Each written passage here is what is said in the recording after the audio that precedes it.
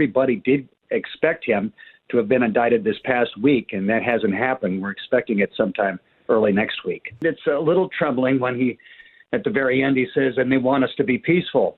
He has called for action in the streets, but this is very much in Donald Trump's wheelhouse. I think he sees this as an opportunity, for, quite frankly.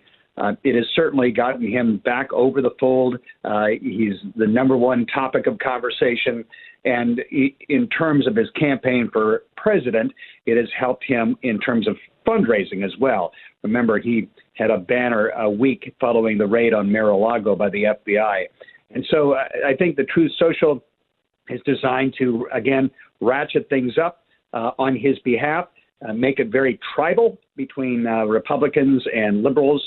I'm not sure if it's going to keep him from getting indicted, but it should be pointed out that everybody did expect him to have been indicted this past week, and that hasn't happened. We're expecting it sometime early next week. I was going to ask that about the timeline, because obviously Donald Trump came out saying he expected things to happen last Tuesday, but we're expecting this week, are we?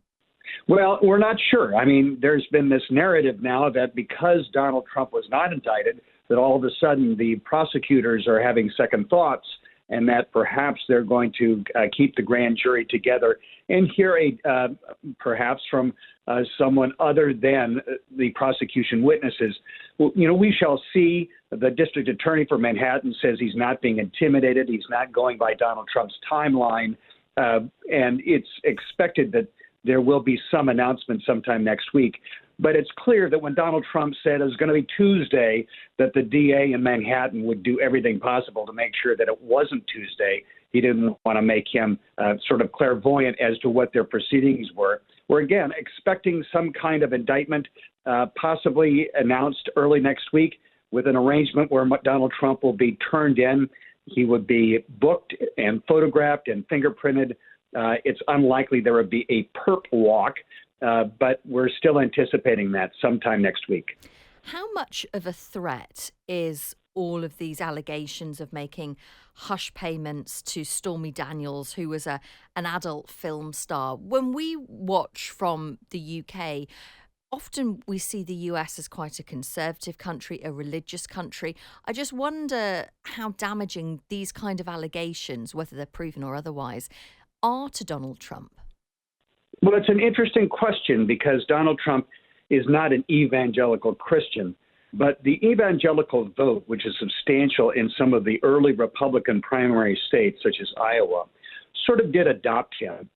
Many of them thought that it would be just like Jesus Christ to select a sinner to help represent them in the body politic and the culture wars that they were engaged in.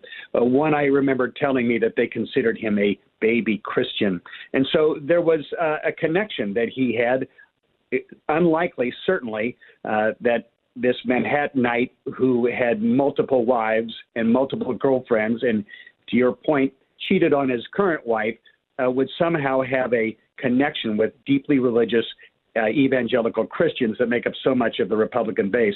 But he did back in 2016 and in 2020. I must say, though, in the early primary state of Iowa, where about a third of the voters consider themselves deeply devoted Christian, there may be a sense of Trump fatigue setting in. And I think this dalliance with a porn star, it doesn't sit well with them. They've been able to overlook it in the past. It's a good question as to whether they'll do it again. And of course, we have to remember, this isn't the only challenge he has. This is one of many criminal and civil investigations that he's facing at the moment. That's right. And it should be pointed out, though, that some of the others are far more serious than this.